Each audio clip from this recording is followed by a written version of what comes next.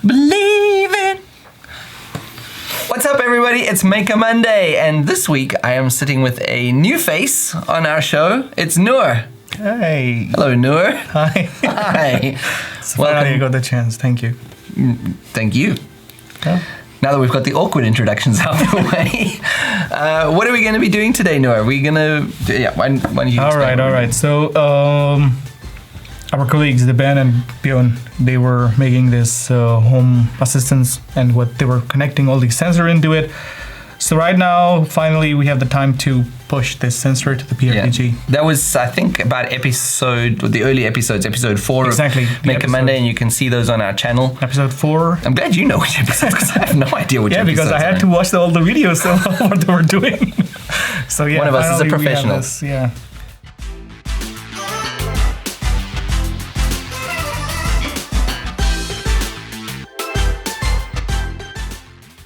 So, we'll be needing some prerequisites. Obviously, you must have done the sensor work. Mm-hmm. You must have done the home assistance thing, and then we will move forward. Okay.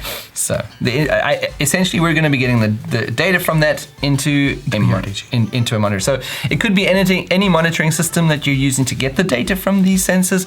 Obviously, we're using PRTG. Yeah, because you need these monitoring tools to log your data so that you can have a historical view of how these data are working and things like that. Yeah. So we have this two kinds of PRTG products right now. So one of them is that you can download it or directly install on your local machine and start pushing data inside of it. Mm-hmm. Or the next is the online click and go PRTG on cloud. Okay. So we will be using a trial version of a PRTG on cloud. In cloud instance. Exactly. Yeah, because it's just easier for us to do right now. Yep. So let's start. So the first thing you would have to do is you have to launch a PRTG instance. So go to myprtg.com. Go for the trial version. It's super easy, and then just launch an instance. So we have this 10 days of sensor, and I got this really cute windswept bird, my PRTG. Oh, windswept bird. So we will be using this windswept bird for our sensor. Okay. All right. So once you are into your instance, you go to this instance, and you will see something like this. We will just add a sensor here. And you have different kind of sensors. We will search for IoT, and there you go. HTTP push data sensor.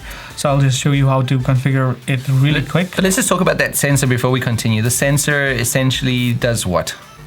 So it gives you an endpoint where you can push whatever JSON you have into it. Okay. So it can be. We will show you how a simple JSON format looks like. And what can you do with it? Mm-hmm. So we'll just see that in a moment. So right now it's just what can you configure and how can you configure it. We're just going to set the sensor up. Exactly.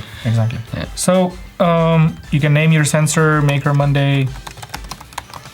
And two things to remember is first is the port number is the 5051. We have to remember that and just click on create. That's it. Exactly.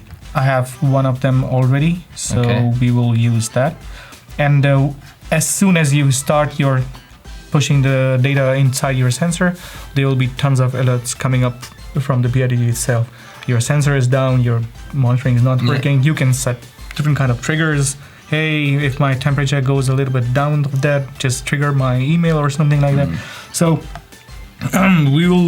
you guys can explore different things from here. So once you are in the sensor, the first thing you have to do is go to the settings here. And inside the settings, you have this identification token. Right. So identification token, your SSL port, these are two things you have to remember. And the third thing is the URL. I have the windswept dashboard, might be here. Okay. So now we have our endpoints, we have our ports, we have our identification token. Let's have a quick test how it works. So everybody knows Postman.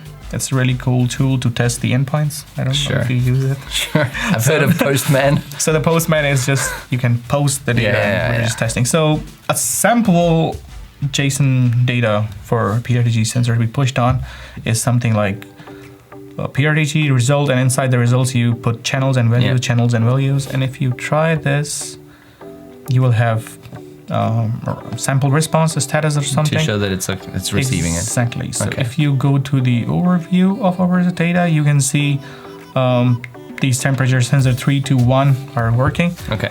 So now we have to configure the automation and configuration YAML files, which Ben and Bjorn configured in episode 4 and 5. We'll tweak a little bit. Yeah. And then we're good to go. Okay. So just to mention, we mentioned actually the Postman Chrome extensions in Betty's IT Bits episode. Oh, you know that. They're really good. It's good. Exactly. Yeah, that Postman, you have to use it. Now we have to configure our configuration YAML and automation YAML files inside our home automation system. Okay. So let's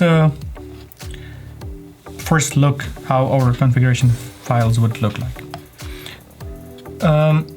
First thing you have to add in the commands or in the script which we made previously is to have different action. We call it a REST command. So inside the REST command we have a PRTG push action, and what it does, it's just you have to configure your URL, you have to configure your method post, and then we have to take a look on our payload. Our payload is exactly as we showed on our Postman, but a little bit tweak is that we will be using the sensor name and the sensor value from the triggers we will configure in automation.yaml. Okay. All right. So let's just copy this thing and paste in our configuration.yaml. Scroll. Oh, I already have it here down there, so we don't need to paste it again.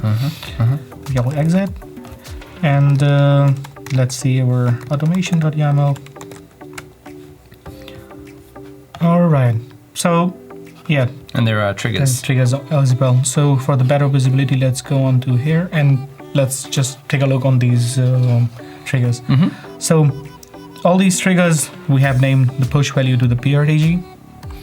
The trigger entity ID is the sensor office pressure, and if you want to see this particular thing, we can go on and check what the sensor does. Sorry. If we go back to configuration.yaml and we see our sensors created for our office temperature and office humidity, you can see that the name of the sensor and the values in the value template. Right. And everything was working smooth by then. So if you keep this sensors in your head and then you look at the code over here, you'll see that we have mapped these triggers with our sensors. So, hey, as soon as something hits our office temperature, trigger this action and push these values to our endpoint, which we have created in the PRTG. So, sensor name for office pressure is just an office pressure, and you can add the value, and we are converting it into an integer. So, once all this part is done, you have to obviously save and exit from both the automation and configurations, and then we will just go to configuration and then general and then configuration, check configs, reload scripts, automations. All looking good.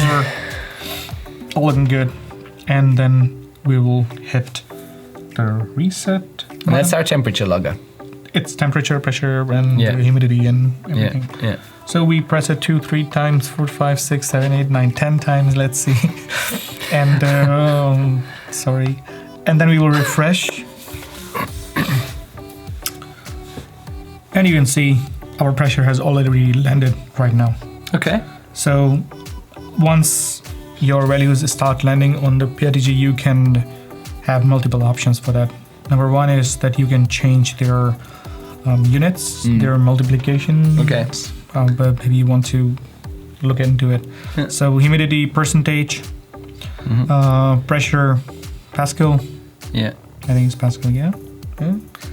And the last one is the centigrades and the voltages. Okay. So for the voltage, we were having the data in millivolts, and it was 6,000 something millivolts. So I multiplied it with the multiplying scale. There's a lot of this kind of information in PRTG tutorial videos as well, how to set up units, how to do conversions from the input data that you're getting. So we got that all set up. Yes. We're up and running. So a few weeks ago, when we did the temperature logger episode, we got a comment on the YouTube video from someone named Rainer Brunt, and he said, how about making a smart temperature sensor for the server room, which can be monitored by a smart assistant in PRTG?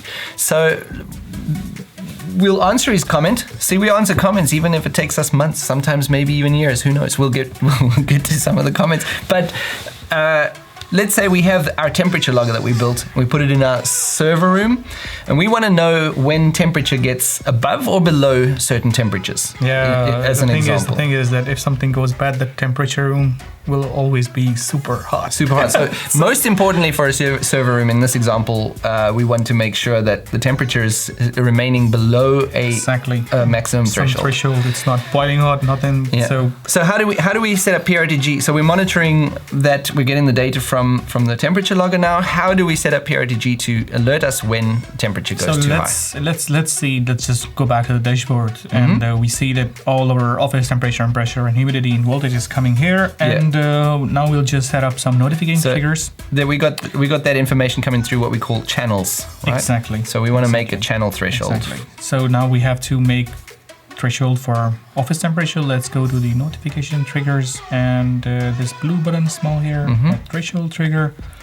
From here we will select, hey, there's all our sensors PRTG, that we built on previous Maker when Mondays. the temperature channel is above 100 degrees, maybe. Yeah, I think that's a little late. Let's make it 24. Okay. Yeah.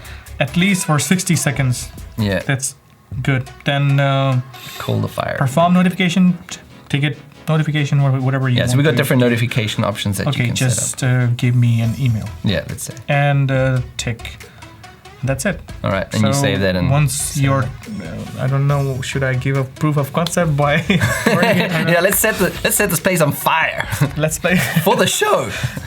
And you will have the alert. And you get the alerts. All right, well that's pretty great. So what you got now? Maybe you can also show us. Can you show us some live data that we're getting from the sensor? If you click on the live data, just to give us an idea. All these. Yeah, obviously you can set this up and you can zoom it, and then you can have a really good view. And the great thing is you can also set up dashboards where you keep track of what you're monitoring. And it's so super accurate, and it's a German product, it's so accuracy and everything. So, am I selling too much? Yeah, selling a little too much. All right. Calm down, Noor. All right. He's very enthusiastic. It's his first time. Yeah. So that's it. That is it.